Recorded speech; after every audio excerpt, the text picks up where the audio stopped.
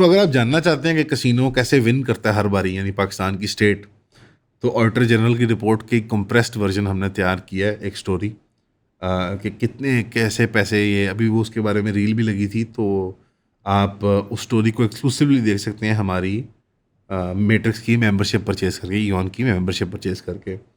हमारे लिए ऑपरेट करना मुश्किल होता है अदरवाइज़, फाइनेंस करना है इस पूरे ऑपरेशन को, और उसके एक्सचेंज में आपको हम इस तरह की एक्सक्लूसिव स्टोरीज देते हैं। यूट्यूब पे भी बैन हो जाती हैं अगर आपको चीज़ें, आप पीका का नोटिस भी आ सकता है। फिर कुछ स्टोरीज़ का ये होता है इशू कि आप उनमें आप खुल के बात नहीं कर सकते, बिकॉज वो लैंग्वेज एल्गोरिथम उसको वो कर देती है, शैडो बैन कर देती है, स्लो डाउन कर देती है वीडियो को। प्लस इतनी हैवी इंटेंसिव रिसर्च सिर्फ एक यूट्यूब वीडियो के लिए वैसे ही नहीं की जा सकती।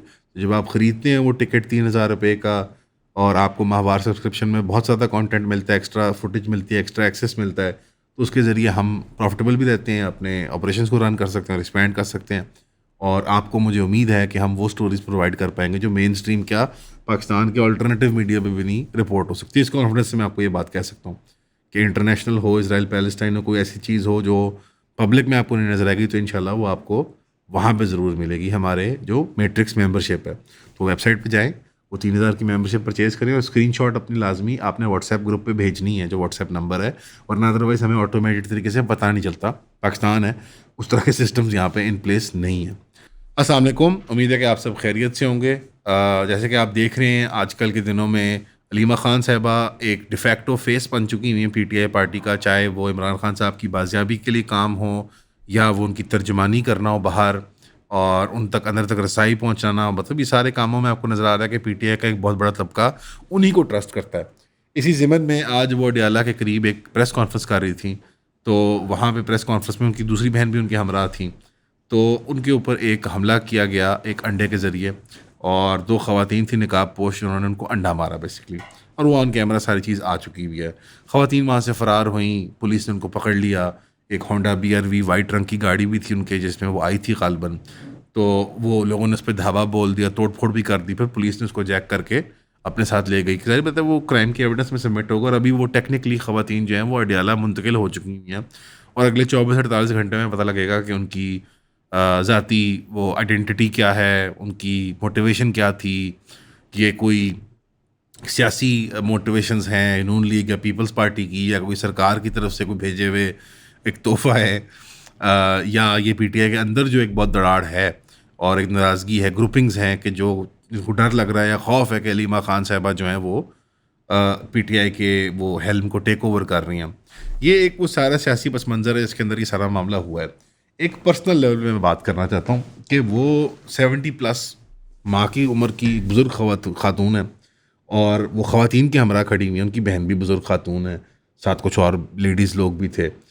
तो हमारे यहाँ एक कल्चर बन चुका हुआ है, और हमेशा से ही सॉर्ट ऑफ रहा है कि पॉलिटिशियंस, पब्लिक फिगर, सेलिब्रिटीज़, उनकी बॉडली ऑटोनॉमी, उनकी प्राइवेट जो एक स्पेस होती है, पर्सनल स्पेस, उसको वायलेट करने में कोई हार नहीं है। शुरू होती है बात मीडिया से, कैमरा मुंह में घुसा दो बंदे के, माइक मुंह में घुसा दो बंदे के, चाहे जिस मर्जी हालत के अंदर हो, कोई भाई की परेशानी हो कि जेल में है, कोई सियासी तनाव हो, कोई ज़ाती केस चल रहे हो इंसान के, हम इंसान का इंसान वाला सलूक नहीं करते। अगेन ये पाकिस्तान को लिमिटेड नहीं है, ये public figures across the world एक प्रॉब्लम ही आती है, बट पाकिस्तान में स्पेसिफिकली अगर बात करें तो सियासी फिगर्स पे कभी स्याही फेंक दी जाती है, कभी जूती मार दी जाती है। अंडा मैंने पहली बार देखा है। ना शर्म लिहाज करते हैं उस इंसान की उम्र का, ना उनके मुकाम का, कि भाई वो किस हैसियत से वहाँ खड़े हुए हैं, और हम इंडिविजुअल्स को हरास कर देते हैं। और ये फिज़िकल असॉल्ट है बाय द वे, इसके ख़िलाफ़ 2-4 साल 6 साल कैद होती है, फ़ाइन लगता है आपके ऊपर। अब वो ख़वातीन की क्या मोटिवेशंस थी, मैं नीचे मैं वो ये करना चाहता है कि क्या हकीकत है। हमारी ना वो ऑटोनॉमी का तसव्वुर कि ये मेरा जिस्म यहाँ ख़त्म होता है, यहाँ मेरी पर्सनल स्पेस ख़त्म होती है, यहाँ पब्लिक डोमेन शुरू होती है, और इसके बाद आपकी प्राइवेट स्पेस शुरू होती है। हमारे पास हमारा एहतराम नहीं है इन चीज़ों का, हम कानून को अपने हाथ में लेने वाले लोग हैं। और ये बाय द वे ये कोई बॉटम अप नहीं है, सिर्फ लोगों के अंदर ये प्रॉब्लम नहीं है, टॉप डाउन भी है। यानी पॉलिटिशियंस इसको प्रमोट करते हैं, इस कल्चर को, एक दूसरे के साथ लतीफ़े करते हैं, मीम्स बनाते हैं कि वो देखा है फलाने को अंडा लग गया, फलाने को स्याही लग गई। रेवल करते हैं, चेज़ा लेते हैं, लोग हंसते हैं। शहबाज गिल जब रो रो के बाहर आए थे, जाहिर बात है बदसलूकी किया होगा, मारा पीटा गया होगा, जुडिशल टॉर्चर कहेंगे इसको, पुलिस का स्ट्रीट टॉर्चर कहेंगे इसको। इसी तरह अलीमा खान साहिबा को टारगेट किया गया है। पीटीआई वाले बरी नहीं हैं इन कामों से, लेकिन यार अलीमा खान साहिबा तो एक पॉलिटिशियन नहीं है, पब्लिक फिगर है, ठीक है, बट पॉलिटिशियन नहीं है। वो अपने भाई के लिए ये काम कर रही, तर्जुमानी कर रही है, और अभी मजबूरी स्टेट की फैसलों से पैदा हुई है, वरना इमरान खान साहब की खुद तर्जुमानी हो जाती है अगर उनकी आप उनको रसाई दे दें मीडिया की नॉर्मल। यही चीज़ आपको अनफॉर्चुनेट तो है, लेकिन यही चीज़ आपको डकी भाई के केस में भी नज़र आती है। डकी भाई मुलजिम है, मुजरिम नहीं है, पहली बात नंबर एक। नंबर दो, उनका जो जुर्म भी जो परपोर्टेड जुर्म है वो वाइट कॉलर क्राइम है। वो कातिल नहीं है, वो कोई कत्ल के केस में इश्तिहारी नहीं है, वो औरतों को हाईवे पे अबडक्ट नहीं करता था, ठीक है ना, वो बच्चों के अगवा बराए तवान केस में नहीं अंदर हुआ हुआ। White collar crime, fraud, maximum fraud. एक इलीगल बैटिंग ऐप को या लीगल बैटिंग ऐप को प्रमोट करना गैर कानूनी या कानूनी दायरे के अंदर रहते हुए, ये मैक्सिमम। और फॉल्स एडवर्टिजमेंट का इल्ज़ाम लग सकता है, यही है ना, फॉल्स एडवर्टिजमेंट का इल्ज़ाम, और मैक्सिमम मनी लॉन्ड्रिंग का इल्ज़ाम कि आप इस ऐप के थ्रू पाकिस्तान से, ये सारे वाइट कॉलर क्राइम्स हैं। ये वायलेंट क्राइम्स नहीं है, ये एट लार्ज पब्लिक के लिए थ्रेट नहीं है। वो कोई मतलब जैसे कोई उसने कोई पुलिस मुकाबले में कोई 10 सिपाही नहीं मारे हुए पुलिस के, उनके केस को ट्रीट जैसे किया जा रहा है, और ये स्टेट की मंशा से किया जा रहा है। हमारी मीडिया इस वक्त सिर्फ स्टेट की, इस वक्त क्या हमेशा से ही सिर्फ स्टेट मशीनरी की तर्जुमानी कर रही होती है। उनका जज्बात जो वो चाह रहे होते हैं अवाम में रिफ्लेक्ट होएं, वो उनका काम होता है। मतलब वो बेचारा एक कमरे से दूसरे कमरे में जाता है अदालत के हॉल में, तो 50 बंदा वहाँ इंतज़ार कर रहा होता है माइक उसके मुंह में तुनने के लिए, कैमरा उसके सिर पे मारने के लिए। उसकी वो पुलिस गाड़ी से लेकर कोर्ट तक उसकी जो पेशी होती है, वो ही खौफनाक मंजर होता है। इसमें उनके घर वाले, उनकी बेगम, उनकी वालदा, किसी को महफूज नहीं छोड़ा। अब उनकी वालदा भी जब कोर्ट में पेश हुई हैं तो पुलिस जो है वो, सॉरी, जो मीडिया जो है वो उनको हरास कर रही है। वो ये हम सब के इज्तिमाई जज्बात की अक्कासी हो रही है वहाँ पे। क्या हमें इतनी दिलचस्पी है कि डकी भाई क्या कर रहा है, उसके घर में हम झांक लें, उसके कुर्ता फाड़ के हम झांक लें डकी भाई क्या कर रहा है। मतलब शायद ऐसे भी लोगों, शायद उसके सीने के बाल गिन के बता दें कि डकी भाई के सीने पे इतने बाल हैं। मतलब हमने ये मुल्क कुर्बानियाँ दे के हासिल किया है, लाखों लोगों को मरवा के हासिल किया है। कुछ डिग्निटी, कुछ ग्रेस हमें दिखानी चाहिए इन चीज़ों के अंदर। अब सवाल यहाँ बनता है कि डकी भाई तो खुद इस इश्तियाल दिलवाने में उनका खुद एक बहुत बड़ा हाथ है अवाम के अंदर, इस कल्चर को। आप दो तरह से देखते हैं इसको, मुख्तलिफ जावियाँ देखने के लिए, बट मेरे जहन में भी दो आते हैं इस मामले को लेके। एक ये है कि डकी ने इश्तियाल दिया लोगों को इस कल्चर में इनकलकेट किया। 10-12 साल से वो कंटेंट मेरा ख्याल बना रहा है, और वो इसके साथ साथ उसने भी ग्रो किया, अवाम ने भी ग्रो किया, और अवाम के अंदर ये कल्चर जो कि पहले भी मौजूद था, वो उसने उसको वो बढ़ावा दिया, भड़कावा दिया, और वो खुद अब उसका शिकार हो चुका हुआ है। तो बहुत बड़ी एक आयरनी है, कार्मिक आयरनी हो रही है जैसे उसके साथ। दूसरा तरीका ये देखने का है कि डकी एक छोटा बच्चा था जिसने यूट्यूब पे ये बकवास करियर अपना शुरू किया, बेहुदा कंटेंट बनाने का, व्लॉग फैमिली बनाने का, प्रैंक्स, गंदी गालियाँ, वीडियो गेम्स खेलना, ये उल्टे सीधे काम करना। और वो करियर उसने उसके कामयाबी के फॉर्मूला को समझते समझते, एल्गोरिदम को समझते समझते पाकिस्तान की आवाम को समझ लिया। ये भी नोट कीजिए, कंटेंट टू वे स्ट्रीट है, एल्गोरिदम टू वे स्ट्रीट है। जितना आपको एल्गोरिदम ट्रेन कर रहा है, आप भी उतना ही एल्गोरिदम को ट्रेन कर रहे हैं।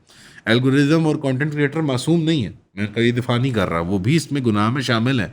लेकिन हम भी तो वो तमाशबीनी का शिकार हैं, कि हम भी वो तमाशबीन अवाम है जो वॉयरिज्म का शिकार हैं, कि झांक के मैं खिड़की के अंदर देखूँ कि डकी भाई क्या कर रहे हैं, डकी भाई नाश्ते में क्या खाया। मुझे बातें करते हुए खुद हंसी आ रही है कि ये कैसी माशरत है कि लाखों नौजवान बच्चे बच्चियाँ यही कुछ देखते हैं। और अब अडल्ट्स, अब मतलब मुझे जब मेरे वालिद साहब ने पूछा डकी भाई कौन है, आप समझे मैं अंदर से मर गया था। यकीन करो यार, आई डाइड दैट डे कि यार मेरा बाप मेरे से क्या बात कर रहा है, और डकी भाई कौन है, और जन्नत मिर्ज़ा कौन है, और ये असद ने जो क्लिप बनाया है, ये बेटिंग ऐप, ये कहाँ होती है ऐप, ये बाहर की ऐप होती है। मतलब अब हमारे बुजुर्गों का, बड़ों का इंटरेस्ट भी इस तरफ आ चुका हुआ है, क्योंकि वो भी टिकटॉक, इंस्टाग्राम, उस पर यूट्यूब बैठे हुए हैं। प्लस जो मेन स्ट्रीम मीडिया वो कंज्यूम करते हैं, समाज, जियो, जो भी और न्यूज़ चैनल, ARY वगैरह, वो भी अब लगता है कि वो टिकटॉक, अभी मतलब एक बहुत बड़ा कोई मशहूर केस हुआ हुआ कोई लड़की और लड़के का, मैं वो बात नहीं करना चाहता, मुझे केस की डिटेल्स नहीं मालूम, लेकिन वो कोई इस तरह का मामला है कि इसने मुझे कहा, उसने बदतमीज़ी की, उसने मेरे घर के बाहर बदमाशी की। आप सिर्फ मेन स्ट्रीम न्यूज़ की कवरेज देखें उसके ऊपर, जियो न्यूज़ ने वो स्पॉटलाइट इंटरव्यू कर रहे हैं कि वो पता नहीं कौन सा न्यूक्लियर क्राइसिस, ओ अच्छा आपने क्या, ओ अच्छा आप आपके घर के बाहर आ गया वो ला ला फिर क्या हुआ। और दूसरी तरफ वो दूसरी मीडिया पे मैं कोई और चैनल पे देख रहा था तो बंदे का इंटरव्यू, मुझे कुछ कहानी की तफसील नहीं पता, मैं नाम भी नहीं लेना गवारा करता उन लोगों को जो ये सारा मामला हो रहा है। यार हम क्या मतलब क्या रिपोर्टिंग कर रहे हैं, क्या लोगों को बता रहे हैं, मुझे ये रिपोर्ट करते हुए शर्म आती है। मुझे अक्सर जो स्टोरीज हमें करनी पड़ती हैं, बैटिंग बैटिंग चलो ठीक है, मजबूरी है, लोगों को बताना है कि यार ये ऐप्स हैं मत इस्तेमाल करो, ये गैम्बलिंग है, हराम है, इलीगल है, पैसे लूज करोगे, फ्रॉड है, मनी लॉन्ड्रिंग है। बट ये जब न्यूज़ साइकिल का हिस्सा बन गई है, और आप देखें जो टिकटॉक जो अंडे उंडे मारना ना, और ये सब कि ओ उन्हें बयान देता आज शेर अफजल मरवत ने, ओ आज अलीमा खान साहबा ऐसे धाड़ के बोली, उन्होंने धाबा बोल दिया, हम उड़ा देंगे, हम कर, ये टिकटॉकिफिकेशन हो रही है हमारी सियासत की या पब्लिक लाइफ की, या उलट हो रहा है, या टिकटॉक को हम पाकिस्तानीफाई कर रहे हैं। ये सोचिएगा इसके बारे में। पूरी दुनिया के अंदर टिकटॉक लाइव में चलता है ये जो है, वर्सेस जो भी करते हैं, ये पाकिस्तान में कुछ नायाब हो रहा है। तो यानी आप हर चीज़ इन ऐप्स, इन इन खिलौनों के ऊपर, इन एल्गोरिदम्स के ऊपर ब्लेम नहीं कर सकते। ज़रा अंदर झांक के देखें कि इस वक्त एक जेनोसाइड हो रहा है, जेनोसाइड हमारे ही भाइयों बहनों का। अफगानिस्तान में सीरियस जलजला आया हुआ है, पाकिस्तान के अंदर सैलाब आया हुआ है, 850 लोग शहीद हो गए हैं हमारी अपने हाथों से बनाए हुए एक सेल्फ कंस्ट्रक्टेड क्राइसिस के अंदर। और आप सिर्फ डकी भाई की रिपोर्टिंग देख लें इस मुल्क के अंदर, ये हमारा कल्चर है ना, प्राइवेट स्पेस किसी की वो रिस्पेक्ट करनी है। अगर अगर आप देखें ना, आप देखें कि जहाँ जिन मुल्कों के अंदर वॉयरिज्म के ख़िलाफ़ कल्चर होता है, प्राइवेसी का बड़ा एहतराम होता है, वहाँ ये कंटेंट नहीं चलता। वहाँ ये कंटेंट नहीं, हर का देखें ओवरऑल तो जेनेरिकली कंटेंट सिमिलर ही होता है दुनिया के मुल्कों में, 8-10 टाइप ऑफ कंटेंट की वीडियोस बनाई जाती हैं, एमेच्योर वीडियोस जो ये यूट्यूब इंस्टाग्राम की होती हैं। लेकिन आप उसके एस्थेटिक्स की क्वालिटी ऑफ प्रोडक्शन, उनकी बातचीत, उनकी गुफ्तगू आप देख लें। हमारे जैसे मुल्क भी हैं दुनिया के अंदर, आपको मैं चैलेंज देता हूँ, आप ऐसा मुल्क ढूंढें जो आपके जैसा काम करता हो, वो भी आपको मिल जाएगा। आप वैसा ढूंढें जहाँ पे कंटेंट अंग्रेज़ी वगैरह अगर आप एक्सेस कर सकते हैं, वहाँ ऐसा कंटेंट नहीं मिलेगा आपको। अगेन मैं एब्सोल्यूट टर्म्स में नहीं बात कर रहा, कोई एक बंदा ना ला के दिखा दें कि यार ये एक गोरा है, ये बड़ा गंदा। मैं गोरों की कोई तारीफ नहीं कर रहा, हर गोरों के भी एक गोरा नहीं होते, गोरों के भी बहुत मुल्क हैं, हर मुल्क में डिफरेंट कल्चर होता है, हर माशरत में डिफरेंट कल्चर होता है। तो हमें अपने कल्चर पर रिफ्लेक्ट करना चाहिए कि ये कैसा कल्चर है कि जहाँ पे अब मीम्स बनेंगे, अलीमा खान साहब का कंडा बड़ा मीम्स बनेंगे, आधे लोग खुशी मनाएंगे, आधे लोग मातम करेंगे जैसे पता नहीं बम गिर गया हमारे ऊपर। और एक हम टोटल एक वॉयरिस्टिक व्यूअरशिप कल्चर बन चुके हुए हैं, जहाँ अब फैसले हो रहे हैं मीम्स के अंदर, वीडियोस के अंदर, 30-30 सेकंड की, 40-40 सेकंड की वीडियोस के अंदर।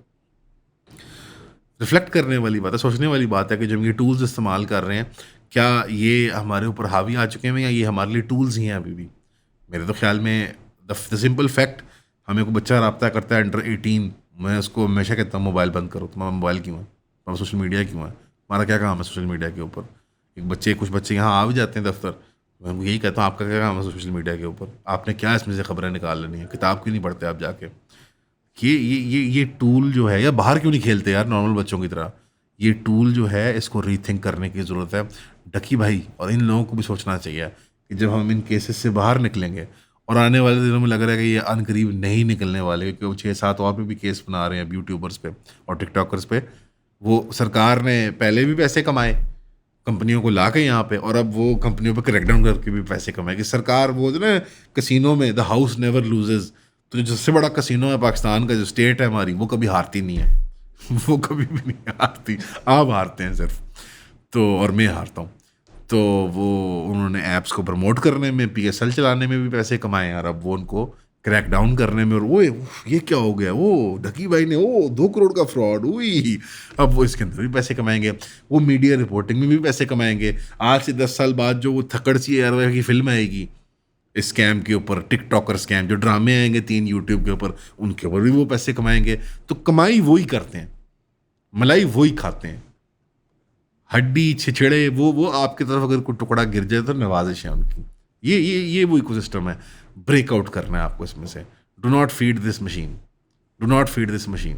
मैं बार बार वो बात याद दिला रहा हूँ कि सेनेटर मुश्ताक के हमरा 3-4 और साथी भी पहुँच गए, उनके वीज़े लग गए हैं, वो टूनीशिया पहुँच गए हैं। अब वो आज के दिन में फ्लोट कर रहे हैं। क्या रिपोर्टिंग है, आप प्रॉब्लम है, मैं प्रॉब्लम हूँ भाई, नहीं वाल मिलियंस लोग जा रहे, देखने वीडियो, नहीं उसको शेयर कर रहे, नहीं सपोर्ट कर रहे। ये चीज़, ये सिस्टम बिल्ट नहीं है हमारे लिए, हमें नहीं ये कंड्यूसिव बनाता।